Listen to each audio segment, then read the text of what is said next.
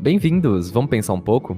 Eu sou o Lincoln e esse é o Peripacast, episódio 4, O Canto da Cigarra Vagabunda, com a participação especial de Ana Noff. Ela é graduada em Filosofia pela Universidade Estadual do Oeste do Paraná e mestranda no programa de pós-graduação em Filosofia também da UniOeste. Hoje a gente vai falar sobre, principalmente, as relações entre sociedade, arte e política em Gilles Deleuze e Félix Guattari. Para isso, a gente trouxe a Ana, que tem uma experiência como cantora e violinista há quase 10 anos. Ela atua também como instrutora de música no Centro de Atenção Psicossocial de Crianças e Adolescentes, o CAPSI de Cascavel, e estuda a filosofia desses dois autores há 4 anos e tem como tema geral o estudo dessa intersecção entre música e filosofia. Afirmamos também uma parceria com o projeto Unidas pelas Mulheres com um grupo católico Vicentinos, que busca amenizar a situação de vulnerabilidade causada pela pobreza menstrual em São Carlos, com a doação de pacotes de absorventes a mulheres necessitadas. Eles aceitam doação por transferência bancária. Para isso, vocês podem acessar a página do Cabemp, que vocês também podem encontrar maiores informações, ou mesmo procurar no Instagram por esse nome, Unidas pelas Mulheres, que vocês devem achar. Bom, estamos também com 2 estudantes de filosofia da Universidade Federal de São Carlos, a Beatriz Danubila e a Júlia Alves. Bom, Ana, você disse que você tem experiência com o Deleuze e com o Guattari há já 4 anos, e nesse podcast a gente está com uma temática um pouco diferente da que a gente trouxe nos últimos, apesar de ainda se tocarem, né, por ser principalmente sobre a literatura e filosofia, mas nesse a gente está trazendo um pouco mais sobre a estética dentro da obra desses autores contemporâneos. Eu acho que é importante a gente tentar traçar também essa noção de arte e filosofia que parece sempre muito deslocada. Já agradeço também sua participação, aceitado fazer esse podcast junto com a gente. E eu gostaria que você me falasse um pouquinho sobre como a gente pode tentar relacionar a música e a filosofia. Eu que agradeço, é um poder participar do podcast.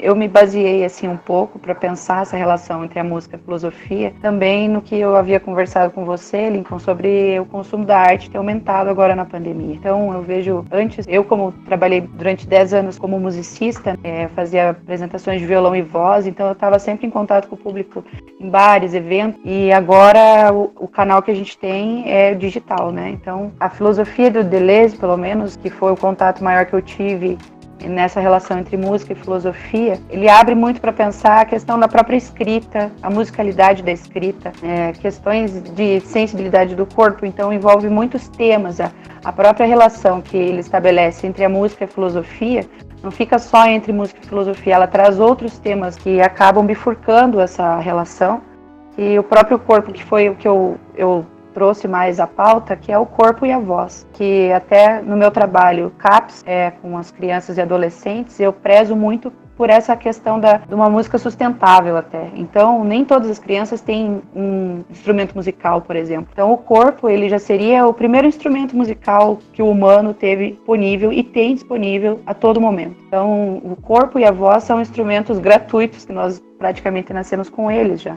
Num certo sentido, isso também é trazido à tona, assim, e o Deleuze traz muito isso, né, na filosofia dele. Num certo sentido, está relacionado à própria escuta, como ouvimos os conceitos, como ouvimos as ideias que estão colocadas no livro, né? A gente não apenas lê com os olhos, né? A gente lê também com os ouvidos, de certa forma. Lê em voz alta, a própria leitura dos textos. Lidos em voz alta é uma coisa e você lê sozinho, só com o olhar. É outra percepção do próprio texto. Vão surgindo diferenças, às vezes. A música, eu acho que está muito relacionada na filosofia nesse sentido de uma sensibilização, assim, dos próprios sentidos para absorver algumas outras coisas. A música mesmo é um mundo meio que bem misterioso, assim, é um mundo muito grande e a gente não aprende a música, de certa forma. O Deleuze até cita no platô sobre o ritornello, né, onde começa o platô do ritornello. O primeiro exemplo que ele dá ali é de uma criança cantarolando no escuro. Então não é gratuito aquele personagem da criança que está cantarolando no escuro para afugentar o medo. Assim como não se ensina a língua materna a uma criança, né, depois a gente vai ensinar a burocracia da língua, né, como colocar vírgula, como escrever corretamente, mas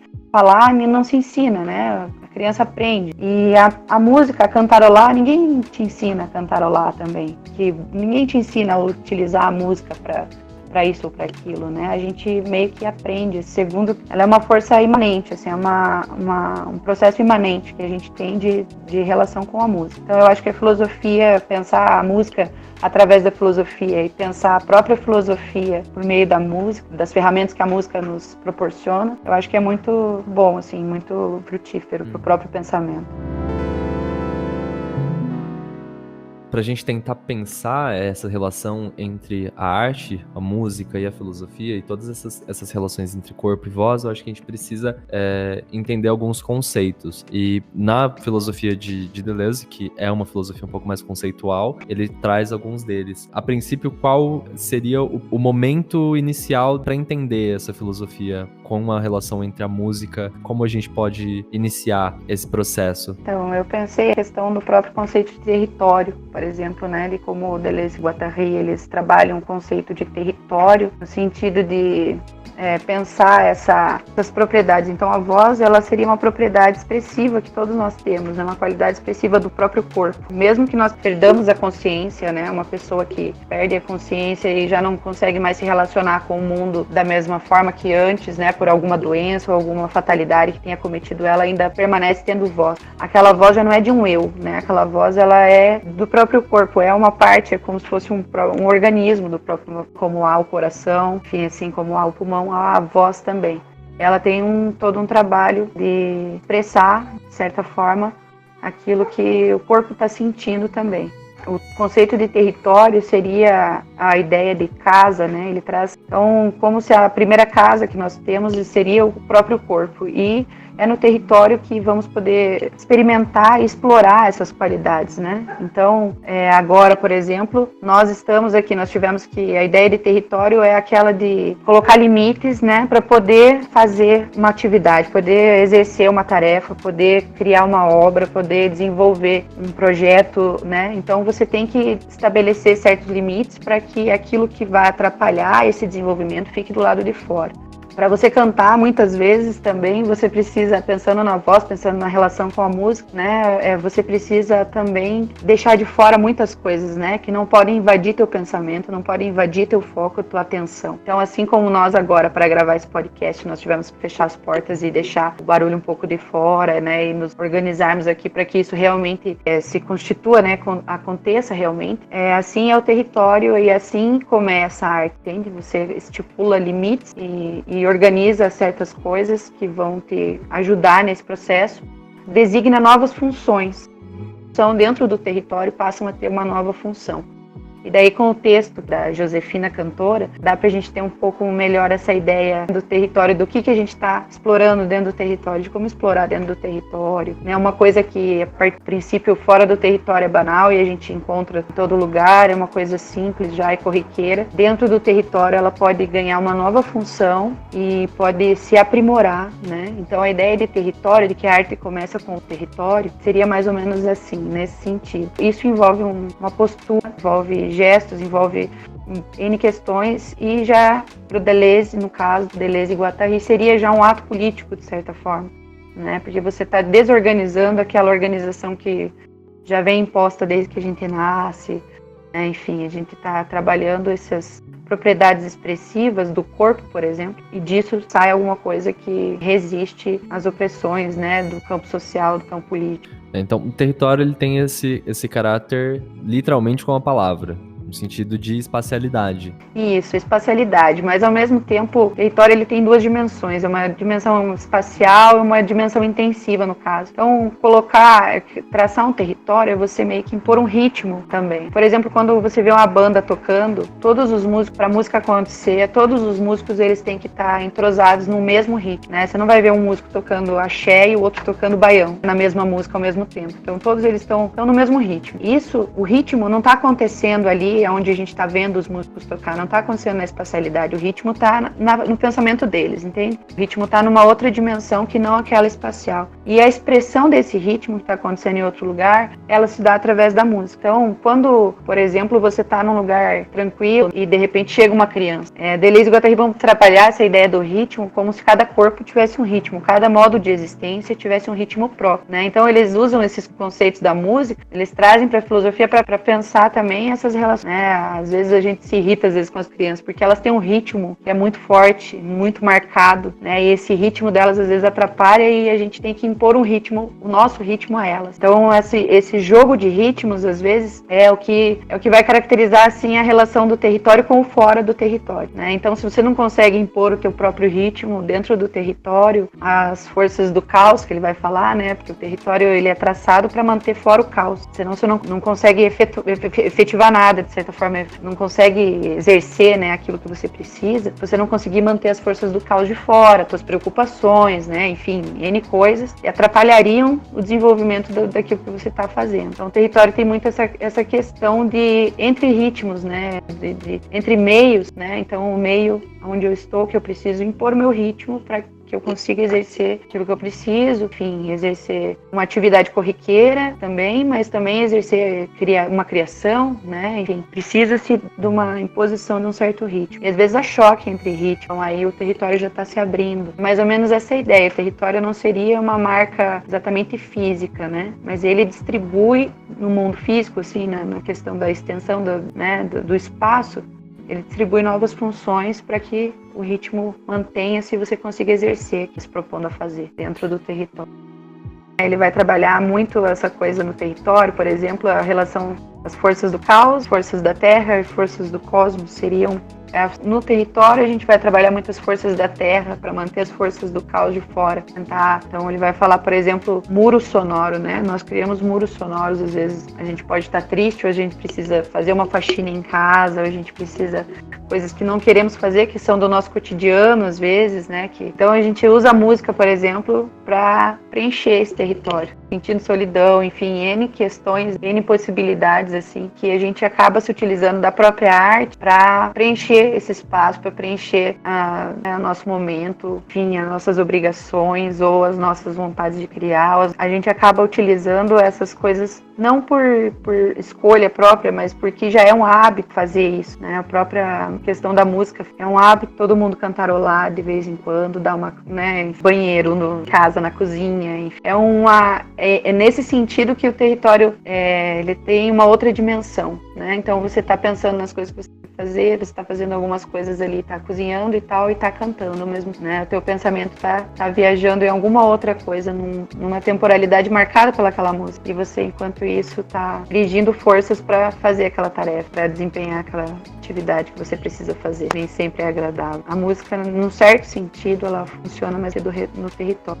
Queria fazer uma pergunta. Você tocou na questão do caos, da Terra e do cosmos, né? Que ele vai pensar quando ele for tratar do conceito do Ritornello, que ele fala que ele chega no cosmos, né? Mas eu fiquei pensando, o que seria esse cosmos, assim, pra gente conseguir entender? Então, como ele fala a questão das forças do caos, o Silvio Ferraz, ele vai falar, por exemplo, a força do caos seria aquilo que não tem um ciclo, que não completa um ciclo. As forças da Terra seriam, por exemplo, a nossa voz é uma força da Terra, enfim, porque nós já nascemos com ela, já não sabemos de onde ela vem exatamente, que ela existe, enfim, ela existe e está, né, uma coisa muito acessível a nós, e as forças do cosmos são aquelas que nos elevam. No caso, o cosmos seria uma certa elevação. Então, por exemplo, a própria voz é um trabalho de ar, né, de respiração. Então, a criança, por exemplo, quando nasce, o bebê quando nasce, aquele choro que se escuta inicialmente é um choro de alívio. Eu acho que é a primeira e a única vez, talvez, que alguém chora e que todo mundo fica aliviado de ouvir aquele choro. Porque depois daquilo, o choro já não é mais visto como um alívio, né, ou como uma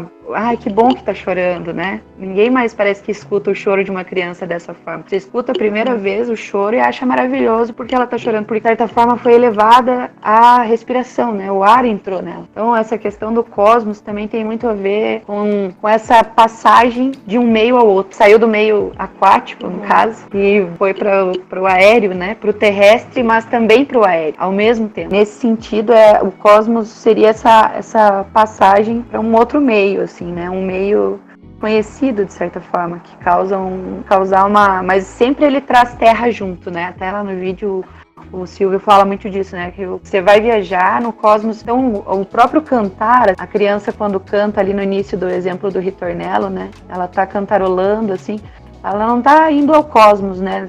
Exatamente, mas A música depois, quando, né, você vai trabalhar com a música mesmo, você tem que ter atenção no sentido do próprio você sabe, é como se você sentisse que cantar é coisa de passarinho mesmo, passarinho voa, sabe? Eles fazem meio que uma relação assim é uma outra relação com o próprio ar, é uma outra relação com o elemento. Então, o cosmos seria uma força que faz com que a gente se relacione de outra forma com os elementos banais que a gente já se relaciona, entendeu? Normalmente, a gente vai se relacionar de outra forma com eles. Então, eles se elevam da Terra, tem mais aquela função, estão abertos à experimentação. Eu não sei se você já quer entrar na questão do ritornelo, se mais pra frente, mas pensando muito na questão técnica da música em si, em relação a compasso e escrita de partitura, eu fiquei me questionando sobre essa questão da desterritorialização, porque se atentando à escrita, o ritornelo, ele é uma forma de repetição. Ele elenca numa parte que o ritornelo é um elemento territorializante. Só que tem hora que existe uma desterritorialização desse elemento territorializante. Eu queria explicar esse pedaço.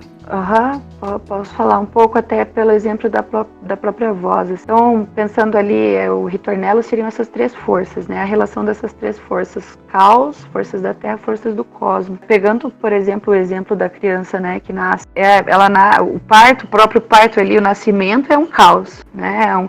Literalmente um caos. Aquele que nasce, no caso ali, para fugir do caos, que precisa absorver o oxigênio.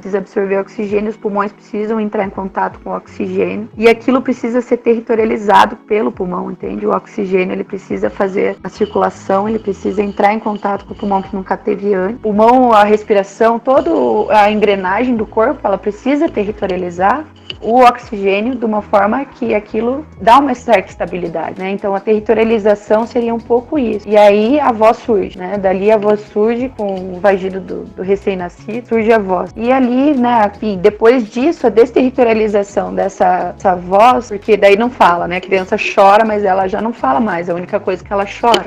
A única emissão de voz dela é chorar. Dali, desse choro, depois vai vir os balbucios, né? Então já está desterritorializando, de certa forma, a voz do choro, de uma certa reclamação, de um incômodo, de um aviso, de alguma coisa, que é como ela utiliza, para uma expressividade de outras coisas, né? Então ela já consegue usar a voz para expressar outras coisas. Desterritorializa a voz, forma unicamente aquela coisa de aviso para um modo de expressão, né? Uma potência de expressão ali. E assim a gente vai. E depois com a fala, a mesma coisa, né? A gente vai aprendendo a falar, a voz ela vai se adaptando, vai se desterritorializando daquilo que ela já tinha, trazendo aquilo, porque a desterritorialização ela sempre traz terra antigo, né? Então continua trazendo aquilo que ela já produzia e passa a somar outras coisas dentro daquilo. E quando você vai cantar, por exemplo, você já está desterritorializando a voz, tanto unicamente da emissão sonora e também desterritorializa a palavra, da fala, unicamente da fala, né? Então, o ritornelo, ele tem vários, né? Nós mesmos somos um ritornelo com vários ritornelos funcionando ao mesmo tempo. Então, a nossa voz já tem, né? Ela tem essa coisa do ritornelo, daí a criança, por exemplo, vai aprender a cantar lá as cantigas de roda ou aqueles jogos, brincadeiras de música, né? De bater mãozinha e tal, e cantar no ritmo. Então ali a voz já está desterritorializada para um outro sentido, já está trabalhando num outro sentido, né? A desterritorialização acontece sempre quando você soma algo que não estava ali antes, aquilo que não estava ali antes, e você soma com o que já estava acontecendo, é uma passagem de uma coisa para outra sem aniquilar aquilo que já tinha, você vai somar com aquilo uma outra capacidade, uma outra propriedade, que a própria voz já garantia, de certa forma, né? Que tem que ser aprimorado, ser trabalhado. Seria mais ou menos nesse sentido, a desterritorialização. Por exemplo, o Deleuze e Guattari, eles desterritorializam a música, de certa forma, de uma coisa que é só audível, que é só, né, para ser pensada, por exemplo. Ser pensada dentro da filosofia, outros autores já fizeram isso de outras formas. E aí, quando a música é devolvida, depois que o livro está escrito, depois que as ideias estão colocadas no papel, a música é devolvida para o mundo e, assim, ela já é diferente do que ela era antes eles pegarem ela e fazer esse trabalho. Então eles desterritorializam e ela sempre vai se reterritorializar. De alguma outra forma ela vai continuar sendo a mesma, mas não a mesma mais. Ela vai estar diferente. Então já não é mais a mesma. Por que então o Deleuze ele coloca no Dever da Música do Mil Platôs que o ritornelo é o problema da música? Por exemplo, naquele vídeo do Silvio Ferraz, ele fala, né, da música do período barroco, eu acho, depois ele fala do romantismo, depois ele fala do modernismo, né? Então, o problema do ritornello, daria para pensar, acho que vários sentidos, o ritornello como problema da música. Não sei, pensando nesse sentido, você mudou alguma coisa nela. Quando tiraram o tempo da música, por exemplo, a música já não obedece ao tempo determinado, cronológico ou um tempo marcado. Como fazer para voltar tempo na música sem voltar a ser aquilo que era antes, né? Sem fazer uma música igual a que tinha antes dessa modificação, Então, acho que o problema do ritornello é sempre esse, é você levar ele para frente, você tentar desenvolver, não regredir ou não fazer o mesmo.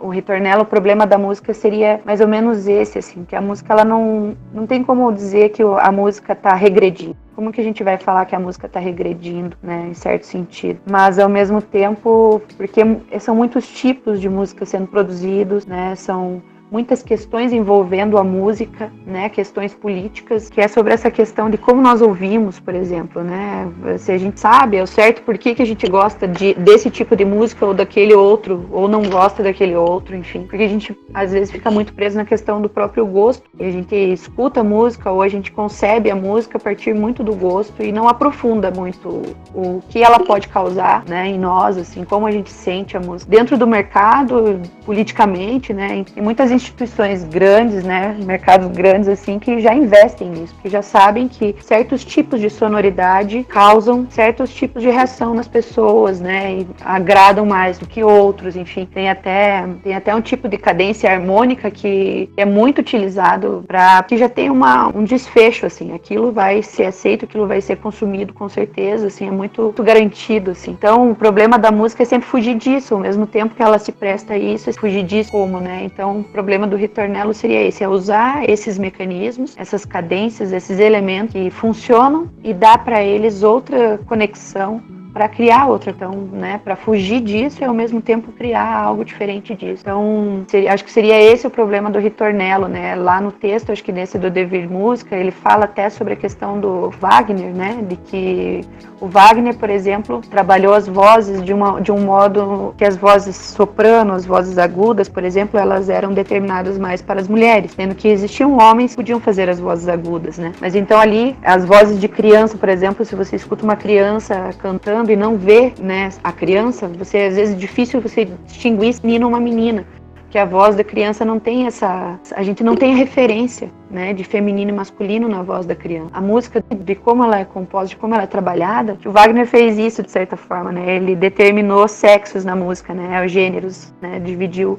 as sonoridades e marcou os gêneros com as sonoridades, né, então como fugir disso? Então, o problema a música, o ritornello sendo o problema da música, sempre são N questões, mas são mais ou menos nesse sentido, assim, como fugir disso? Como saber se eu gosto mesmo disso que eu escuto, porque eu gosto disso mesmo que eu escuto, se eu simplesmente gosto e nem porque isso tá sendo, a gente não tem a opção de não ouvir.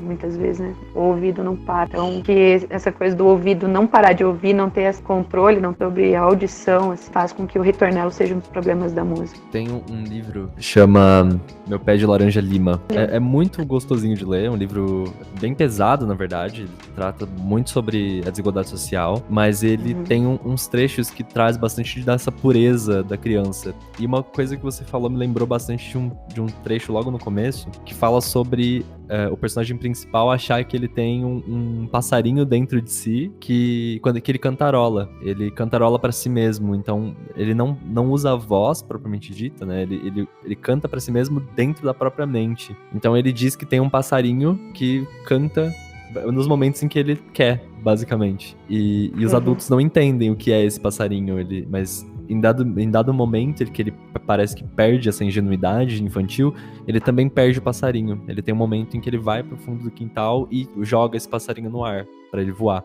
E a partir dali ele já não entende mais esse cantarolar como o passarinho, mas como o próprio corpo. Você falando sobre essa territorialização, ou até mesmo a gente aproximando dessa relação entre quem canta e o artista da obra artística, dá pra gente entender essa relação também entre as diferenças dessas faixas etárias na música e a filosofia que permeia essa relação entre o corpo artístico, né? A formação da arte, da música. Interessante, é bem essa questão, né? A música, como musicista, assim, eu conheço muita gente que tem uma relação, assim, de amor muito com a música e não desenvolveu isso, né? Ou tentou desenvolver, enfim, porque é uma coisa de que a criança tem muita facilidade, parece muito natural para eles. Ter essa música na cabeça, isso eu acho que acontece muito, né? Mas acho que até no conto da Josefina fala, né, que o povo não tem mais tempo para isso. Então, bem essa ideia de você falar que depois que ele cresce, parece que ele deixa o passarinho voar, enfim, mas a música estava ali o tempo todo. E até no canto da Josefina, eles falam sobre a questão da atenção. Todos eles assobiam, a atenção que é dada para esse assobio, né? Então, é um pouco também nesse sentido, né? Vou fazer a leitura, então, do conto do Kafka, da tradução de Modesto Carone, chama Josefina Cantora, ou O Povo dos Camundongos, página 20 dessa edição. Nossa cantora chama Josefina. Quem não a ouviu não conhece o poder do canto. Não existe ninguém a quem seu canto não arrebate, o que deve ser mais valorizado ainda, uma vez que nossa raça em geral não é amante da música. Para nós, a música mais amada é a paz do silêncio. Nossa vida é dura, e mesmo quando procuramos nos livrar de todas as preocupações diárias, já não sabemos nos elevar a coisas tão distantes do nosso cotidiano como a música. Mas não o lamentamos muito, nem mesmo chegamos a esse ponto. Consideramos como nossa maior vantagem uma certa esperteza prática, da qual evidentemente necessitamos com a máxima premência, e é com o sorriso dessa astúcia que costumamos nos consolar de tudo, ainda que aspirássemos, o que não acontece, a felicidade que talvez emane da música. Só Josefina é uma exceção. Ela ama a música e sabe também transmiti-la. É a única com o seu passamento a música desaparecerá, com quem sabe por quanto tempo da nossa vida. Muitas vezes me perguntei o que acontece efetivamente com essa música. De fato, somos inteiramente não musicais. Como é que entendemos a música de Josefina, ou pelo menos acreditamos entender, já que ela nega nosso entendimento? A música mais simples seria que a beleza do seu canto é tão grande que até o sentido mais embotado é incapaz de resistir. Mas esta resposta não é satisfatória. Se fosse realmente assim, diante desse canto precisaríamos, de uma vez por todas, ter o sentimento de algo extraordinário, a sensação de que nessa garganta ressoa alguma coisa que nunca ouvimos antes e que não temos absolutamente capacidade de escutar, algo para o qual Josefina e ninguém mais nos torna aptos. Mas, na minha opinião, é justamente isso que não ocorre. Eu não o sinto, e nunca o notei também nos outros. Em círculos da confiança, admitimos abertamente uns aos outros que o canto de Josefina, enquanto canto, não tem nada de excepcional. É realmente um canto? Embora não sejamos musicais, temos tradições de canto. Em épocas antigas do nosso povo, o canto existiu. As lendas falam a esse respeito e foram conservadas inclusive canções, que naturalmente ninguém mais sabe cantar. Temos, portanto, uma noção do que é o canto, e a arte de Josefina não corresponde, na verdade, a essa noção. Pois é realmente um canto? Não é talvez apenas um assobio? E assobiar todos nós sabemos, é a aptidão propriamente dita do nosso povo. Ou melhor, não se trata de uma aptidão, mas de uma manifestação vital bem característica. Todos nós assobiamos, mas certamente ninguém cogita em fazê-lo passar por arte. Assobiamos sem prestar atenção nisso, até mesmo sem o perceber, e muitos entre nós ignoram totalmente que o assobio faz parte das nossas peculiaridades. Portanto, se fosse verdade que Josefina não canta, mas só assobia e que talvez, como pelo menos que parece, mal ultrapasse os limites do assobio usual, que talvez a sua força não baste nem para esse assobio costumeiro, ao passo que um trabalhador comum da terra o emite sem esforço o dia inteiro enquanto realiza o seu trabalho. Se tudo isso fosse verdade, então o suposto talento artístico de Josefina estaria refutado. Mas, a partir daí, teria que ser solucionado o enigma de sua grande influência. Queria comentar uma questão que eu achei interessante, a questão do indivíduo, até o que eu li. Guattari e o Deleuze tratam o indivíduo como pertencente de um coletivo, né? Eles estão a todo momento envolto por um coletivo, a linguagem, então... Mesmo quando eu digo uma coisa, não é só eu que digo, mas existem outras coisas por detrás disso. Quando eu penso a música, eu não sei, eu acho que pelo menos eu consegui pensar uma certa autonomia desse indivíduo, assim, que ele conseguiria talvez chegar em uma outra dimensão, na questão da subjetificação que ele fala. Eu poderia pensar isso, que a música traz isso. Então, até passei um trecho ali do Conversações, né, onde ele vai falar sobre o artista e as regras facultativas, né, para produzir existência como obra de arte e que envolve uma elaboração de regras éticas e estéticas, né, do modo de existência e estilos de vida. Então, talvez até voltando àquela questão do cosmos, né, o que seriam essas forças do cosmos, né, que nos elevam. Talvez eu encontrei na música assim essa ideia muito presente em Deleuze-Guattari, nesse sentido também desses processos de subjetivação, que são processos onde o indivíduo consegue uma certa autonomia realmente, não se desprende, né, completamente da multidão, do múltiplo, ele consegue desenvolver essas regras facultativas de certa forma, talvez, porque a música está em pleno contato com o corpo.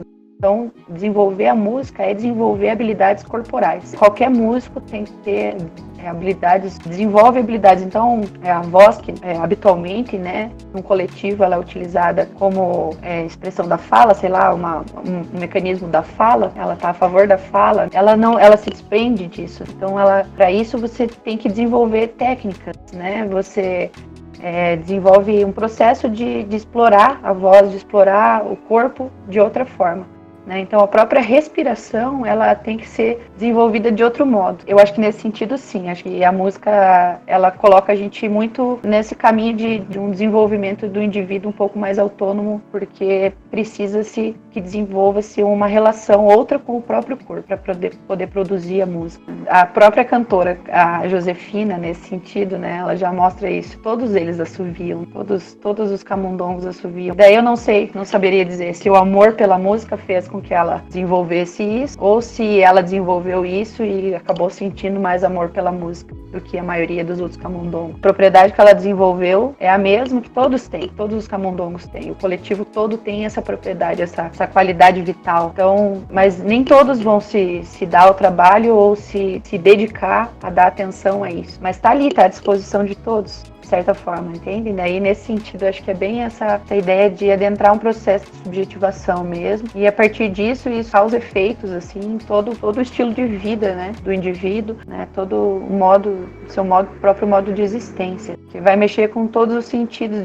E como a gente pode pensar esse corpo preso no ambiente doméstico agora, principalmente pensando no isolamento social, tem trazido essa necessidade produtiva, esquecendo da arte como algo produtivo, agora mais pensando na música? Eu acho que o corpo está muito em foca, né, agora na pandemia, e ele ao mesmo tempo é um corpo que está contaminado e um corpo que não quer se contaminar, né. O corpo do outro, para mim, pode ser uma ameaça, e ao mesmo tempo o meu pode ser uma ameaça. Então, um corpo que está enclausurado, de certa forma, né? O que chega do corpo é a voz, praticamente, né? Então, nós agora, né? É a voz que chega, né? Eu acho que as pessoas, até você comentou, né? Que está tendo um aumento do consumo de arte, né?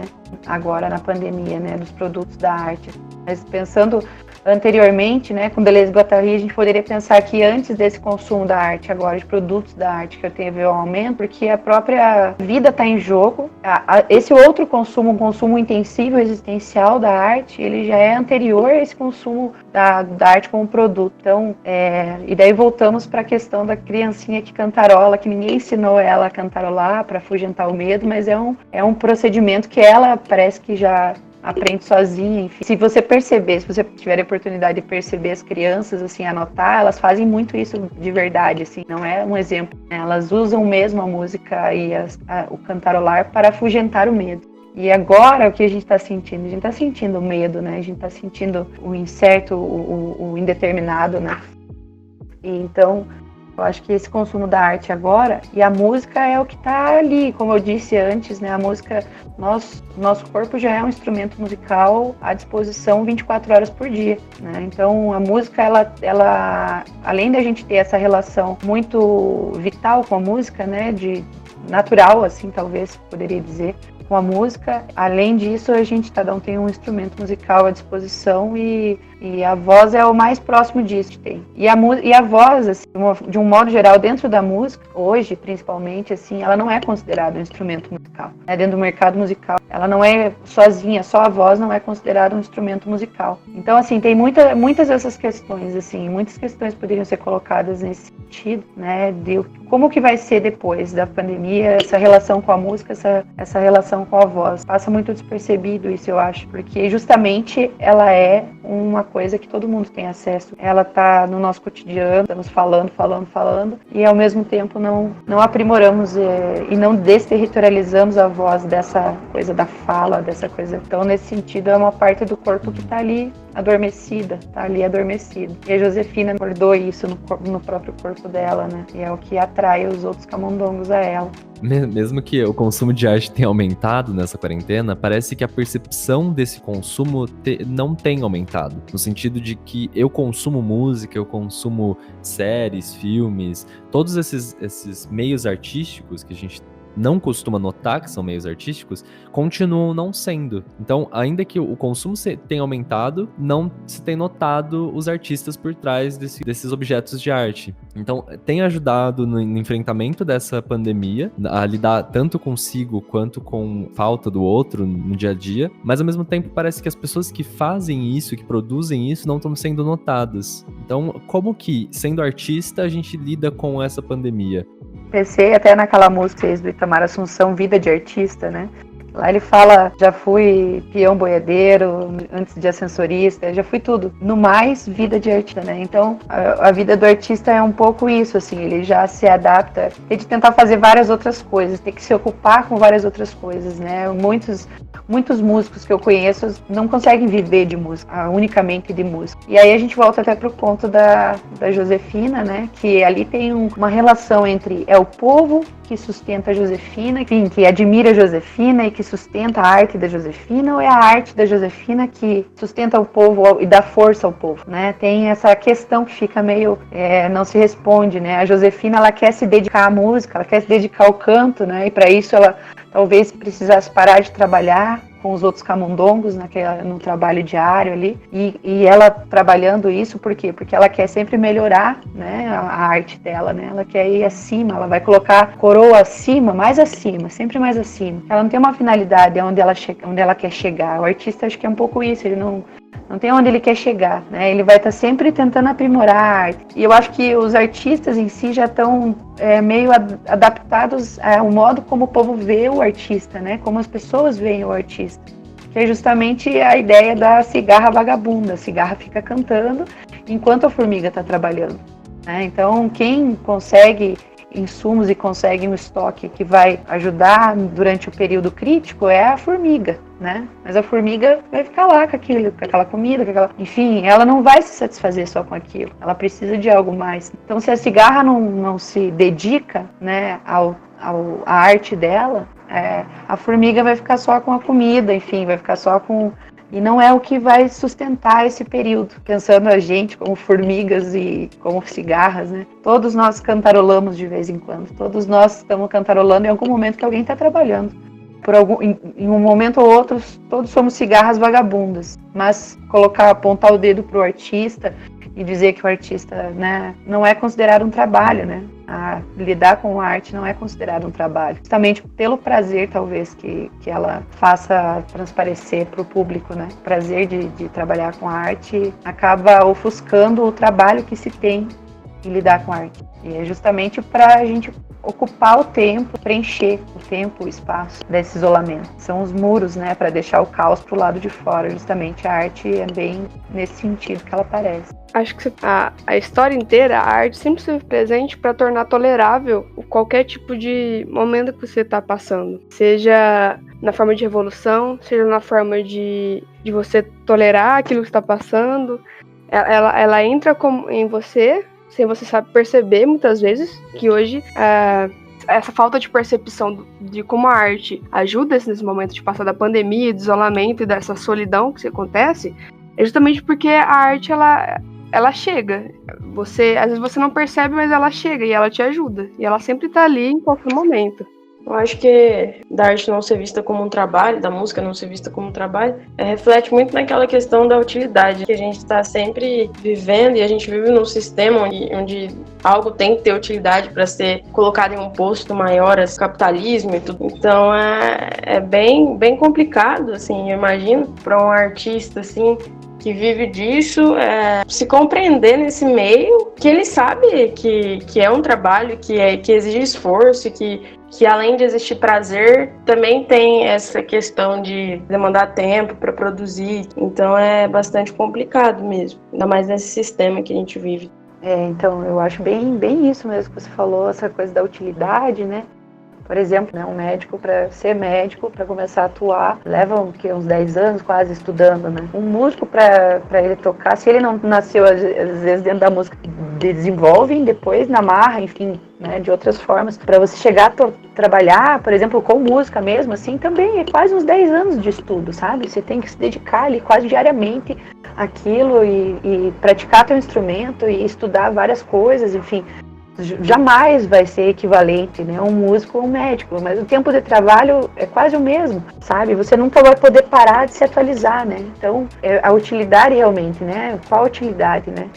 A música não aparece nesse sentido, não parece ter utilidade, mas a gente vive sem ela, né? A gente viveria sem a música, né? Então, porque a gente também tem como que a gente vê a música, né?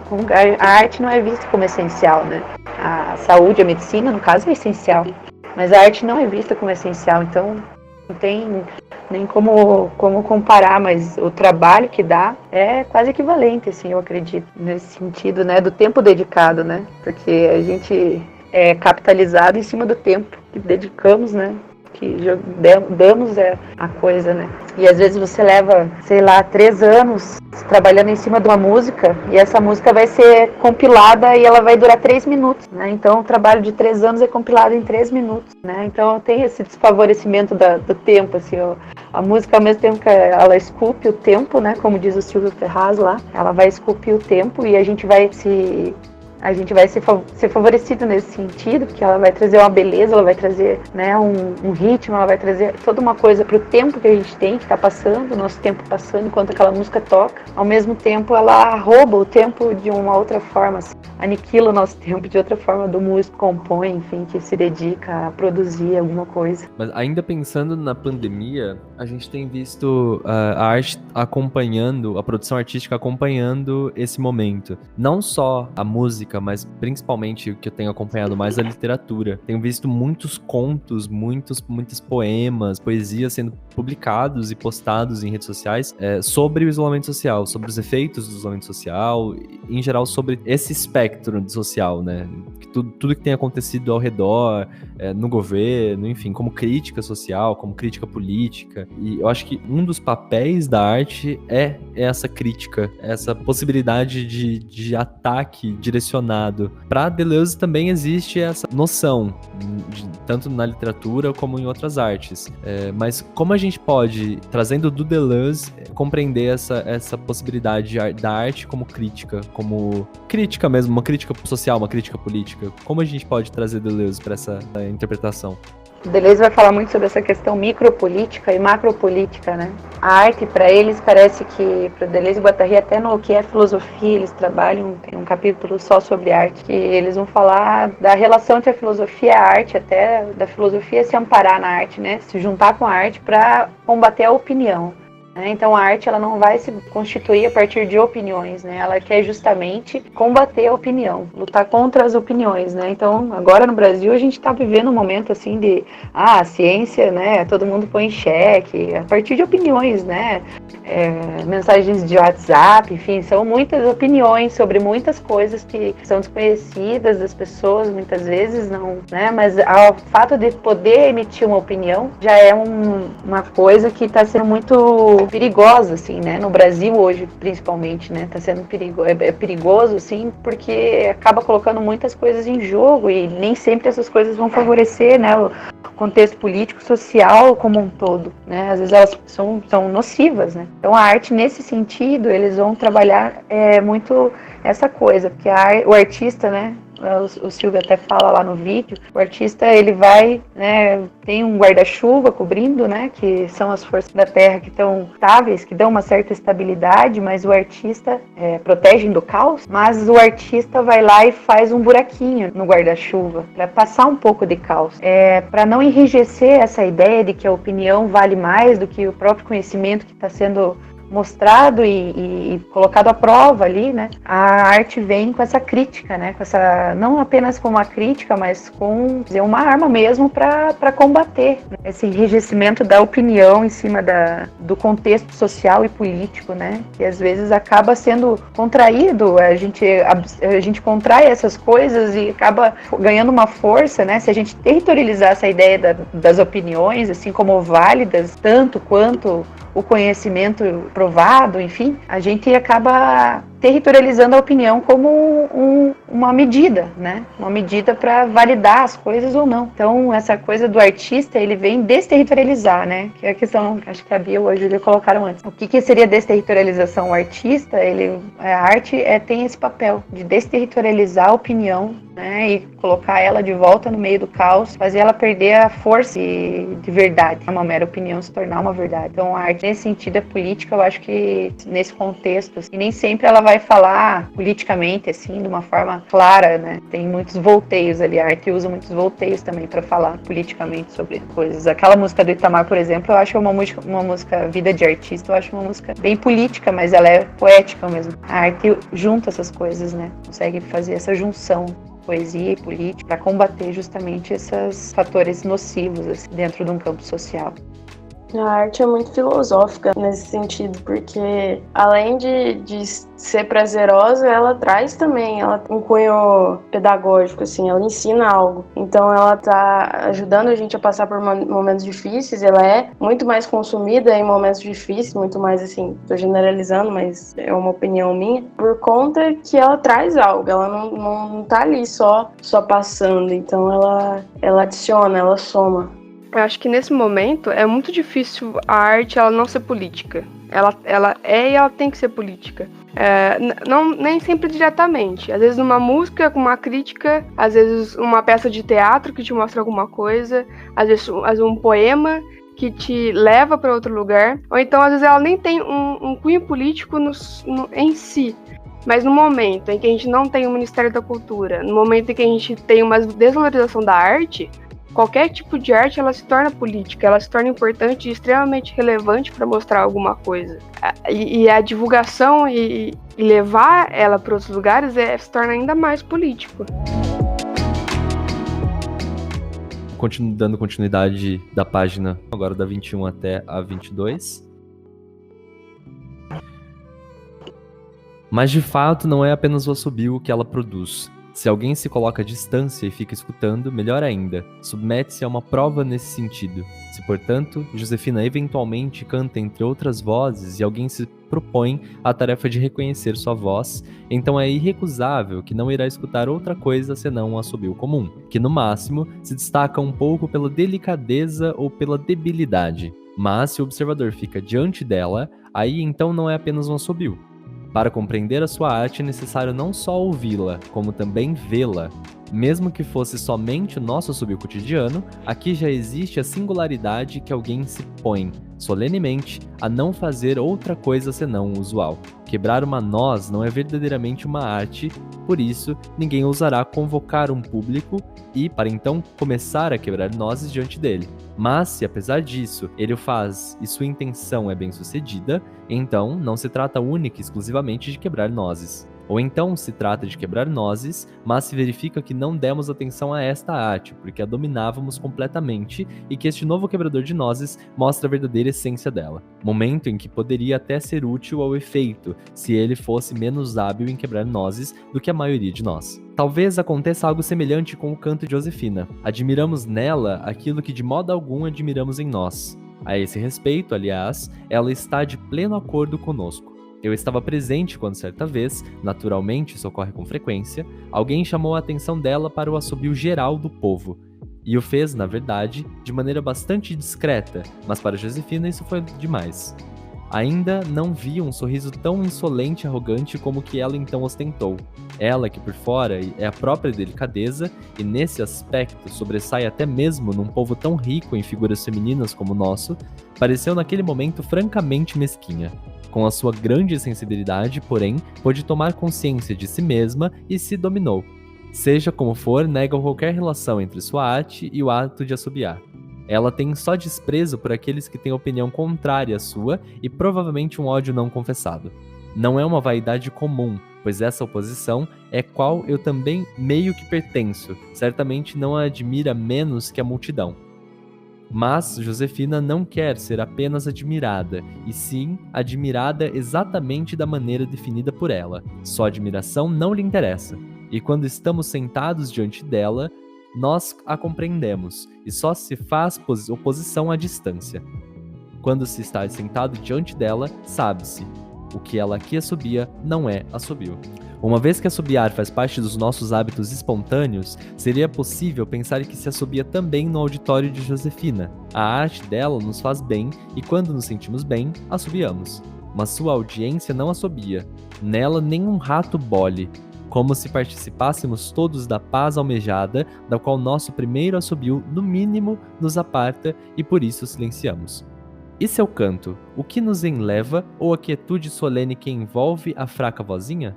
Sucedeu certa vez que uma coisinha tola começou a assobiar com a maior inocência durante o canto de Josefina.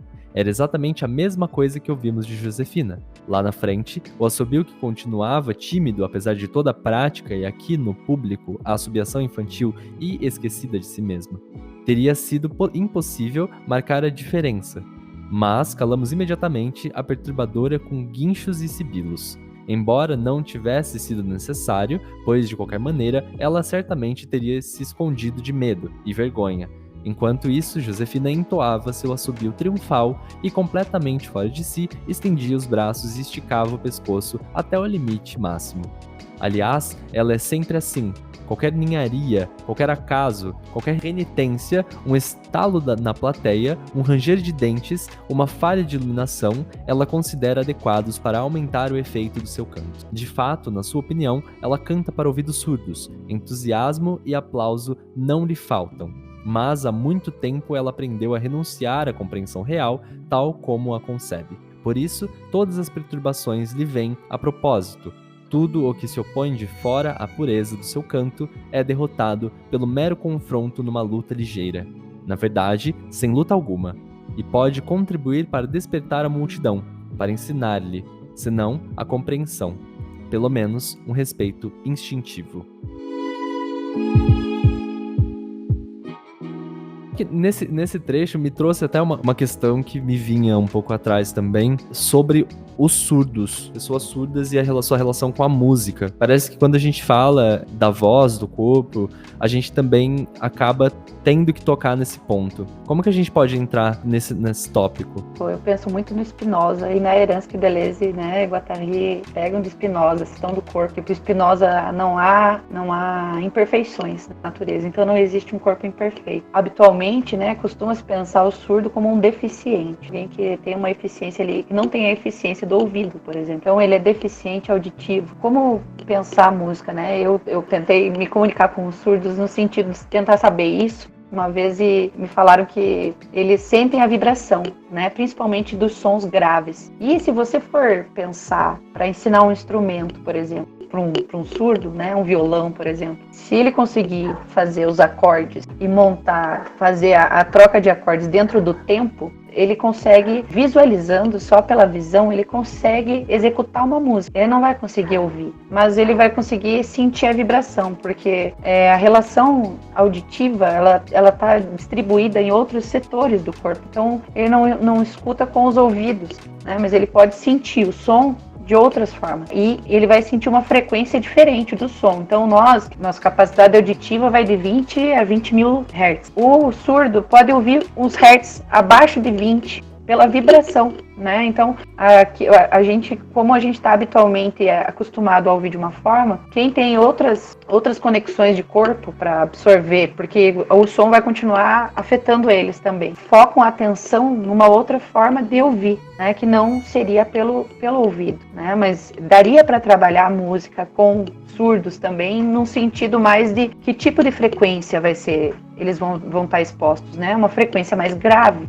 normalmente, que é o que vai vibrar mais no sentido de eles conseguirem sentir aquela vibração. Então, os sons graves para eles são mais facilmente sentidos do que os agudos, por exemplo. Nesse sentido, eu não vejo que sejam deficientes auditivos, mas são deficientes auditivos, no caso, pela forma como a nossa sociedade está distribuída e está organizada, né? Então, não há espaço para eles, né? Assim como não há espaço para as pessoas que andam de cadeira de roda, por exemplo, que não conseguem andar, dificilmente elas conseguem subir no meio-fio, né? Então, o mundo não está adaptado para recebê-los, né? Isso não quer dizer que eles sejam deficientes, né? O mundo é deficiente para eles, né? Nesse sentido, eu acho que são outras frequências, assim, trabalhar outras frequências, outros experimentos sonoros, assim, criar outros instrumentos, atinjam outras frequências, pensando nessa capacidade auditiva que eles têm, que é outra capacidade, de outras frequências, de outro modo de sentir o som. Daí é aquela questão do Spinoza, né, o que pode um corpo, né, a gente nunca vai saber o que pode um corpo até ele poder aquilo. Então, nunca se chega ao limite do que pode um corpo. A experimentação do corpo é justamente essa relação entre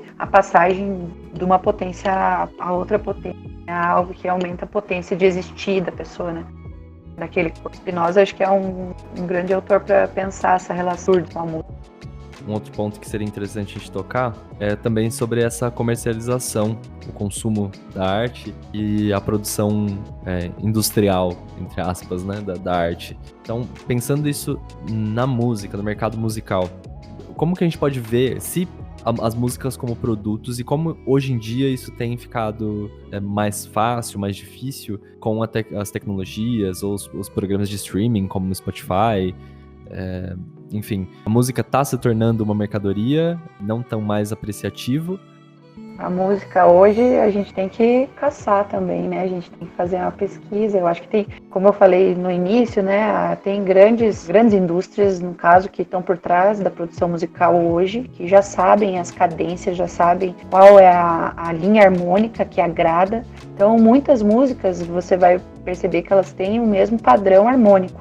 E aquele padrão muda a letra ali um pouco, fala de coisas. Algumas falam de coisas banais, ali acordei, assobiei, dormi de novo, pensando em você, enfim, tem essas coisas chorumelas, assim, né, que a Rita Lee vai falar que são, né, egos, né, e outras, enfim, outras que vão um pouco mais fundo ali, né, no sentido de colocar uma ideia dentro da música.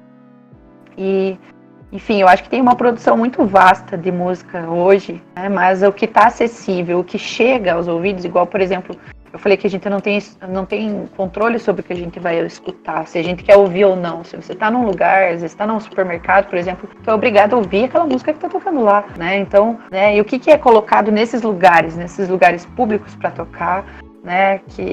O que está fácil acesso na internet hoje, que você não precisa procurar muito, que já está na boca ali do negócio para você ouvir. Então, são esses tipos de música. E daí tem outros lugares que você teria que procurar, fazer uma pesquisa um pouco mais aprofundada. E vai encontrar muitas músicas que têm uma outra construção, assim, elas são construídas de uma outra forma, onde a música mesmo, a sonoridade, ela não tá assim, submetida à palavra. Tem música instrumental, né? Enfim, eu acho que tem uma produção bem vasta de música, mas o que está dentro do mercado, assim, acessível hoje e que está na ponta do ouvido são essas músicas de uma cadência um pouco mais formatada, um pouco mais previsível, né? Uma música previsível, eu acho que é o que está em voga hoje, assim, que está circulando, né? E que as pessoas, muitas vezes, é o que elas querem mesmo. Uma música mais previsível, uma música que eu escuto uma vez, na segunda eu já estou cantando junto, porque o meu ouvido já está habituado àquele tipo de cadência harmônica, então o próprio ouvido vai atrás, entende? O ouvido já sabe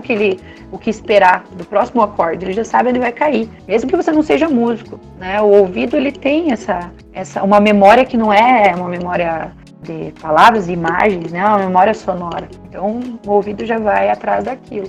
E isso, quando acontece, te causa, sei lá, um prazer, uma relação com aquela música que acaba, quando a gente presta atenção que tipo de ouvinte nós somos, né, em relação às músicas que estão sendo oferecidas hoje, que tipo de ouvinte eu sou, né, como o meu ouvido escuta, o que ele, né, no que ele se apega, né, ou no que ele... Eu acho que a gente consegue conhecer, né, e ouvir outras coisas que não são tão previsíveis, assim. E outra que a música hoje está muito relacionada com a imagem. Você dificilmente vai ver uma música, vai só ouvir, né? Vai tudo muito com a imagem da cantor, da cantora, do músico, da banda, do clipe, toda uma relação com a própria imagem. Essa questão de associar a música com a imagem, naquele vídeo do Silvio, enquanto ele colocava as músicas para tocar, você pensa muito num plano de fundo. Eu acho que muito pela questão da trilha sonora em filme. Nem, por exemplo, quando eu escuto Vivaldi e as Estações, você cria uma imagem onde que aquela música ela se enquadra e você vê uma imagem por trás das coisas que estão acontecendo. E até na música que ele apresenta, onde existe uma quebra que não tem mais o tempo, enfim, você ainda tenta associar alguma imagem que está acontecendo, muito pela essa questão de hoje que a gente tem muito esse ritmo de música, imagem e colocar um som em alguma coisa que está acontecendo e não só propriamente somente ver o som, escutar o som só da forma que ele é.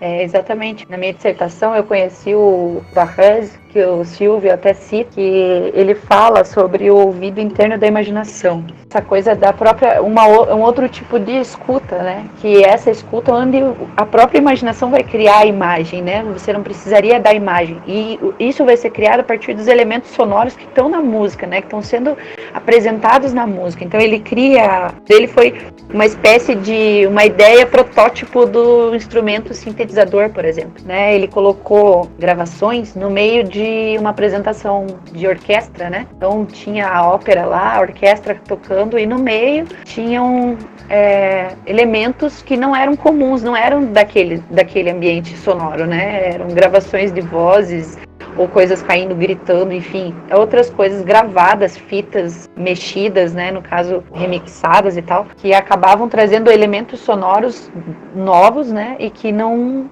estavam sendo esperados, né, e aquilo acaba tirando, né, meio que tirando do esperado, do previsto. Então, eu acho que eu também, a gente, né, no caso, acho que a nossa geração foi criada assim, né, foi meio que habituada a vincular a imagem à música, né, mas de uma forma em que, isso que você falou, a música acaba se tornando desinteressante se a imagem não agradar, né, então, quase que equivale uma coisa à outra, e isso eu acho que é muito recente, né, eu acho que nem sempre a música teve a serviço da imagem, de certa forma. Eu vejo isso como colocar a música a serviço da imagem, e também vejo como uma mastigação da própria imagem, né? No caso, a imaginação não vai criar. A imaginação tá pegando pronta a imagem já, né? Então, nesse sentido, eu acho que é bom por um lado, né? Porque, enfim, cria uma outra ideia daquela sonoridade, aquela sonoridade se junta a uma outra coisa. Em filmes é uma coisa, eu acho, né? Em filme, a trilha sonora, a música colocada ali junto com a imagem do cinema e tal, eu acho que é uma coisa.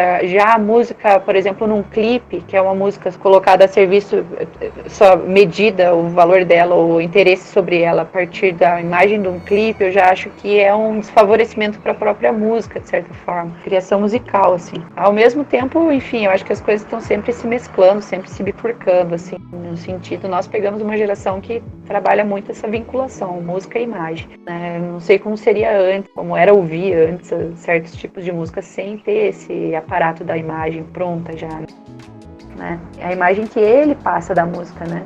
Então, acho que nesse sentido, quando a imagem já vem pronta, a gente perde essa relação da música com o ouvido interno da imaginação, assim, de como imaginar aquela sonoridade, imaginar uma paisagem, sei lá, imaginar uma figura para aquilo. A gente tem capacidade para isso, né? Eu acho que a pergunta que o Lincoln fez com relação à música ser um produto ou não, eu acho que inevitavelmente ela acaba sendo um produto, porque se a gente for pensar, o que faz sucesso é o que dá dinheiro. Então eles acabam produzindo em massa aquilo que é mais consumido, né, porque dá mais dinheiro. E aí eu acho que a música acaba caindo num padrão assim, e acaba perdendo muita coisa que é boa, mas só que não é valorizada porque não é tão consumida, assim, então fica meio monótono, assim, é a mesma coisa sempre, é a mesma situação, assim, que é tentada, é levada a ser colocada ali numa música, então acho que a música acaba perdendo muito com essa questão do dinheiro e tudo mais, do sistema que a gente vive. Bom, esse episódio fica por aqui, então.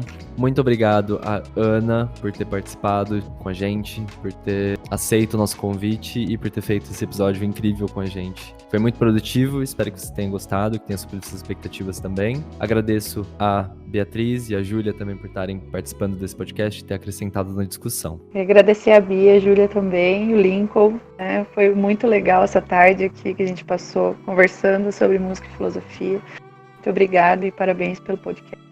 Eu queria agradecer também a sua presença de novo, que para quem quiser comentar aí, o diálogo está sempre aberto, acessem o nosso site, muito mais coisa também. Quero agradecer a presença de todo mundo, a discussão, e que isso continue acontecendo sempre mais e fique muito gostoso. Muito obrigado a todos que ouviram esse episódio, fiquem ligados pro próximo e até mais!